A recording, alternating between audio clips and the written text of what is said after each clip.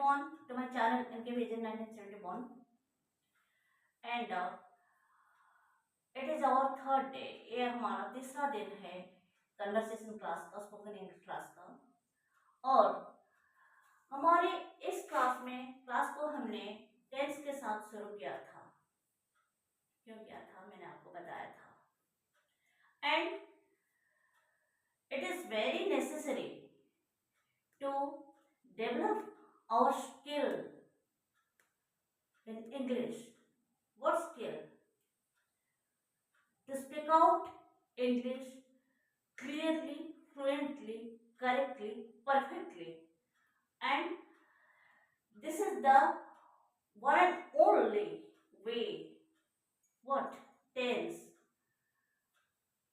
हमें अपने spoken develop करने के लिए ग्रामर का इतना ज़्यादा ज़रूरत नहीं है। गलत सब करते हैं, मैं भी गलती करती हूँ, आप लोगों में भी गलतियाँ हो जाती होगी, दैट डजंट मैटर। लेकिन अपनी हर एक सेंटेंस को, हर एक वाक्य को सही ढंग से रिप्रेजेंट करने के लिए हमें जो बेसिक नॉलेज चाहिए वो है टेंस, और टेंस से हमें मिलेगा। And that is why we have started our journey with tense and this third day. लेकिन इससे पहले मुझे आपसे एक बात कहनी है। It is my personal view to you the people.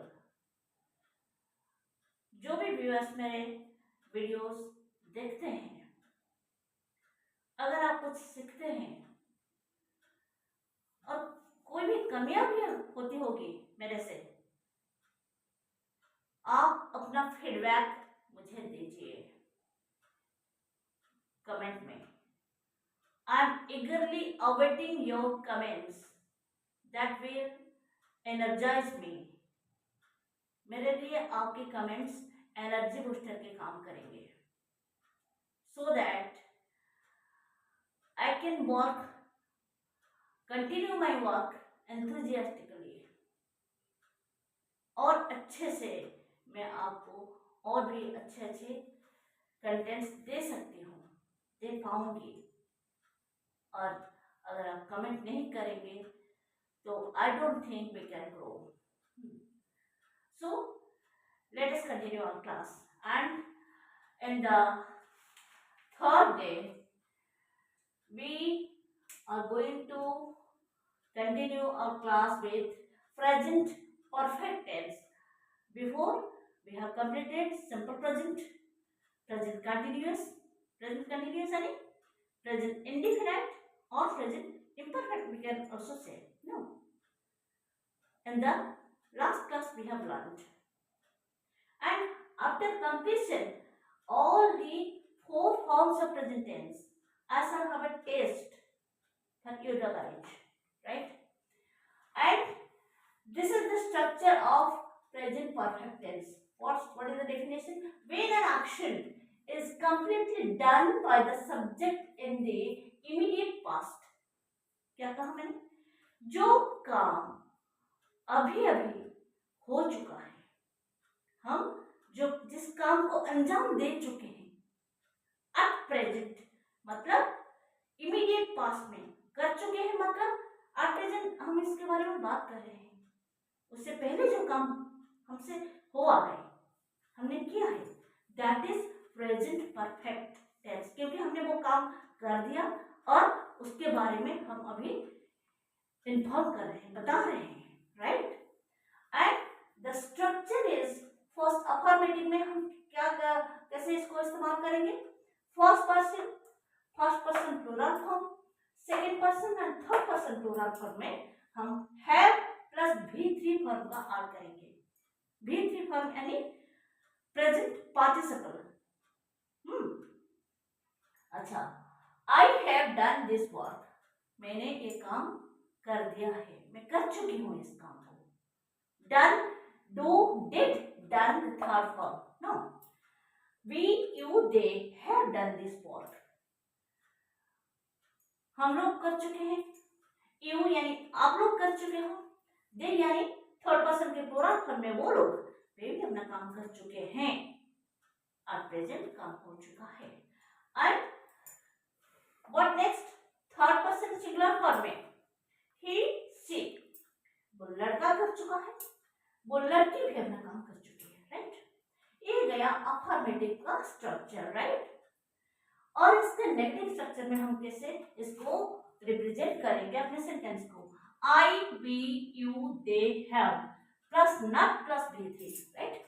क्या I have not done not worked very hard, मैंने और एक सेंटेंस यहाँ लिखा है, मैंने यहाँ डू का इस्तेमाल किया है, डू का be form done, and here I have not worked very hard, you have not worked very hard, they have not worked very hard, he has not worked very hard, she has not worked very hard। यहाँ एक negative form में हमने बहुत ज्यादा कठिन परिश्रम नहीं किया है,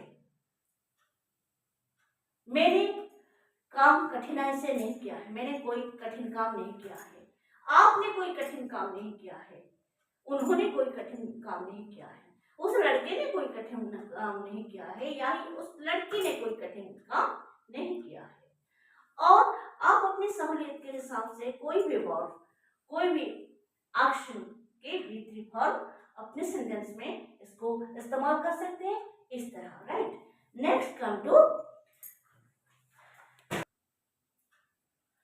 अच्छा, इंटरोगेटिव स्ट्रक्चर में पहले have, then subject I we, second person का you, then V3 plus question mark, जैसे how I done this work, how we done this work, how you done this work, या how they done this work. Third person singular number में आते हैं, वो लड़का, क्या वो लड़का काम किया है, क्या वो लड़की काम कर चुकी है, हैज ही और she done this work.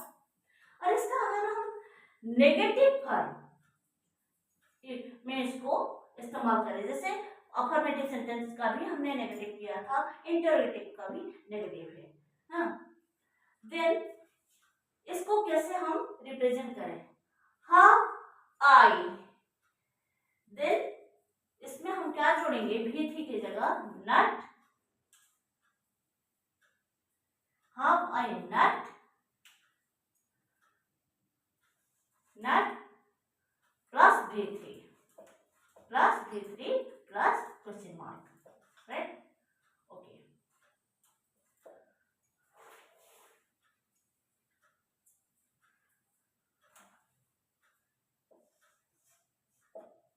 And then V3 then question mark, okay।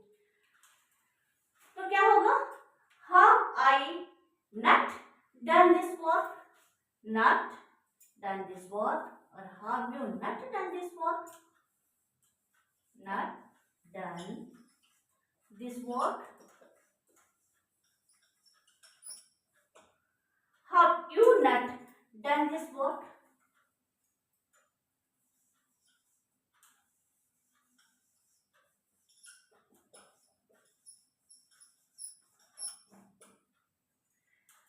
has he not done this work, या has she not done this work, okay.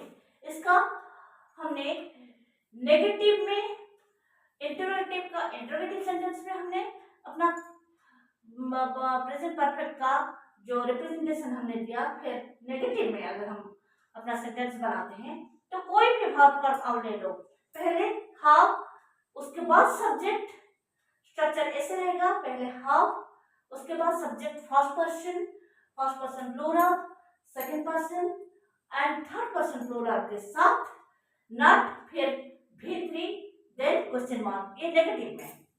और इंटरोगेटिव में जैसा कि हमने पहले किया, क्या first half, then first person या first person plural form, second person या थर्ड पर्सन प्लूरल फॉर्म के साथ V3 प्लस क्वेश्चन मार्क। इस तरह आप अपने इंटरोगेटिव सेंटेंस या इंटरोगेटिव नेगेटिव सेंटेंस रिप्रेजेंट कर सकते हैं, बना सकते हैं। कोई भी वर्ड फॉर्म, कोई भी एक्शन आप ले लो, कोई भी एक्शन आप वर्ड आप ले लो, आप अपने सो 200 सेंटेंस ऐसे ही बना पाओगे, ठीक है। और उसके अलावा और कई सारे सेंटेंस, कई सारे सिचुएशंस ऐसे हैं in what way we can use our sentence in present perfect tense। अभी हम इसको अच्छा प्रेजेंट परफेक्ट टेंस के और भी इस्तेमाल, इनके स्ट्रक्चरल इस्तेमाल के अलावा कैसे, देखो यहाँ मैंने 2 सेंटेंस लिखे हैं, हम इनको कंसिडर करेंगे। I lost my pen yesterday, right? And in this sentence, the speaker draws the attention of the action and mention the time when the action has done। क्या? I lost my pen yesterday, yesterday this time। क्या हुआ है? मेरा pen खो गया है। I lost my pen, it is in V2 form, simple past में I lost my pen yesterday, कल मेरा पेन खो गया है, मैंने खो दिया है। And the time already mentioned, कब खोया? It is yesterday। And in second sentence में क्या होता है? I have lost my pen, मुझसे मेरा पेन खो गया है, मैंने अपना पेन खो दिया है। और the reason, that is why I cannot write anything now, जो काम मुझसे एक गलती हो गई है, जिसका हर्जाना मुझे अभी भुगतना पड़ रहा है, मैं अभी कुछ नहीं लिख सकती। सो आपको क्या अंतर आपने महसूस किया? फर्स्ट सेंटेंस में ये जो सिंपल पास्ट में जो हमारा सेंटेंस था, ये सेंटेंस में स्पीकर क्या करता है? It draws the attention of the action that has done at a particular time, okay? And in the second sentence, it is in present perfect tense। present perfect tense, no particular time was mentioned, but the work has done। Pen खो गया है, and what will be the outcome of that action, मतलब pen खो गया है जिसकी वजह से अभी मैं कुछ लिख नहीं सकती, राइट? और ऐसे और भी कुछ और तरीके हैं जिससे हम अपना सेंटेंस को प्रेजेंट परफेक्ट टेंस में इस्तेमाल कर सकते हैं। Next, notice how the adverbs like just, ever, already, yet are used in present perfect tense। First, discuss about just। It is used with perfect tense, present perfect tense, and placed with the verb to indicate the immediate past, the action has immediately done। No, they have just finished writing, अभी अभी उन्होंने लिखना खत्म किया, अभी अभी उनका class खत्म हुआ है। जो at present the work has already done। In such cases we can use the adverbs like just, the work has just completed, okay? Next, ever is used in present perfect tense in questions, in interrogative forms of sentences, right? Have you ever asked me about it? आपने क्या इसके बारे में मुझे कोई सवाल किया था? अच्छा, और एक क्वेश्चन इंटरोगेटिव में, Have you ever been to London? Have you ever been to Daringbadi? Have you ever been to Kashmir? आप कभी यहाँ इन जगहों पे गए हो? तो ever को हम इंटरोगेटिव में बतौर एक एडवर्ब अपने प्रेजेंट परफेक्ट टेंस में अगर हम इसको यूज करते हैं, दिस एडवर्ब को, एवर को, then we can use in the interrogative sense of sentences, right? Next, already. Already it is used in negative forms. I don't want to go Nandan garden, मुझे नहीं जाना है, because I have seen it already, मैं इसको already देख चुकी हूँ, फिर जाने की जरूरत नहीं है।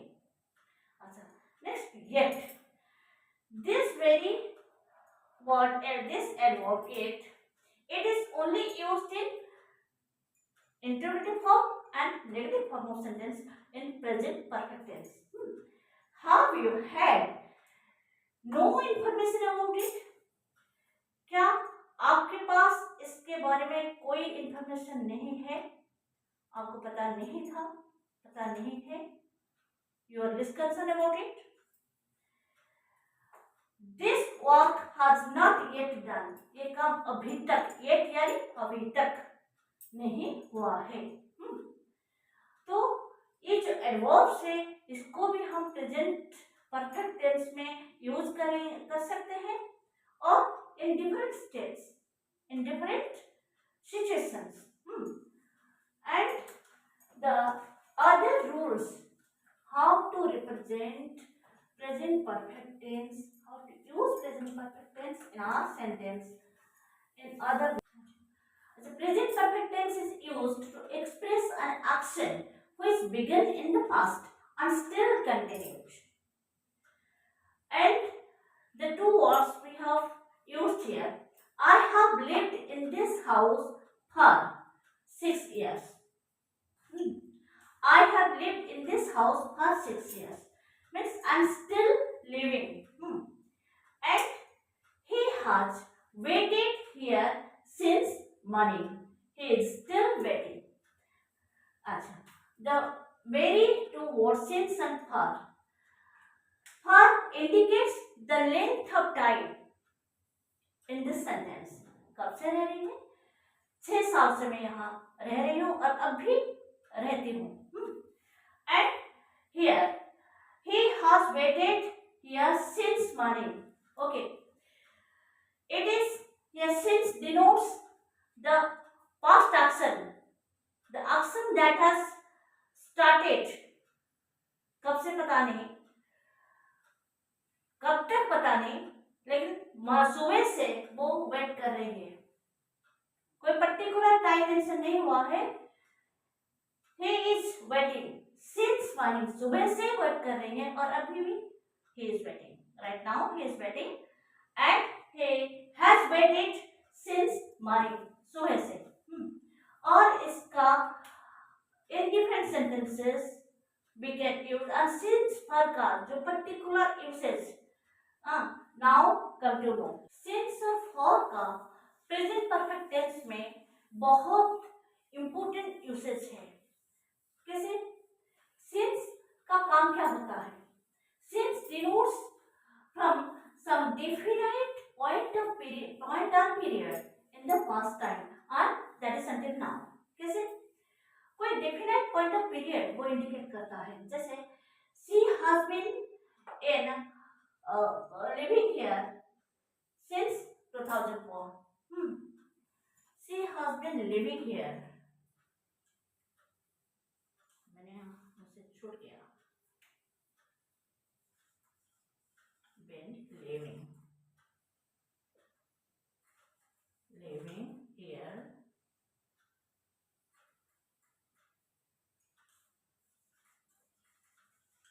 since 2001. वो मतलब क्या? It denotes from some period, definite point of period. वो 2001 से यहाँ रह रही है. 2001 से रह रही है और अभी रहती है. एंड फॉर का मतलब क्या होता है? For denotes the length of time, मतलब कितना period. The what is the length of time? He has start English for 10 years. 10 साल से वो पढ़ा रहा है. वो इंग्लिश 10 साल से पढ़ा रहा है. एक पर्टिकुलर टाइम स्लॉट, यहाँ से हमें पर्टिकुलर टाइम स्लॉट का इंडिकेशन मिलता है. और सिंस का जो इस्तेमाल होता है, जो यूसेज होता है प्रेजेंट परफेक्ट टेंस में, ये डिनोट करता है कोई डेफिनाइट पीरियड या definite point of time, past time, और जो कि अभी तक चल रहा है. 2000 से वो रह रहा है, 2001 से वो रह रही है. मैं 10 साल से रह रही हूँ. मैं यहाँ 10 साल से रह रही हूँ. और यहाँ फर्क होगा 10 साल तक मैं पढ़ा रही हूँ. He has studied English for 10 years. वो 10 साल तक के लिए पढ़ा रहा है और अभी he is in service. right? And this was all about our present perfect tense. And in our next class, we shall switch over to present perfect continuous tense, and then after we shall have a test, right? And if you like this video, then as a moment of your love, जैसा कि मैं हमेशा कहती हूँ, give your thumb impression, that means like, then share my channel so that it can grow day by day. And your comment is vitally necessary for me. Please, please, please give me your comments in the comment box. And if you're new in my channel, then hit the bell icon so that whenever I upload any new video, the first notification can reach you, right? And thank you for watching. Thank you for sharing your time with me. And have a day.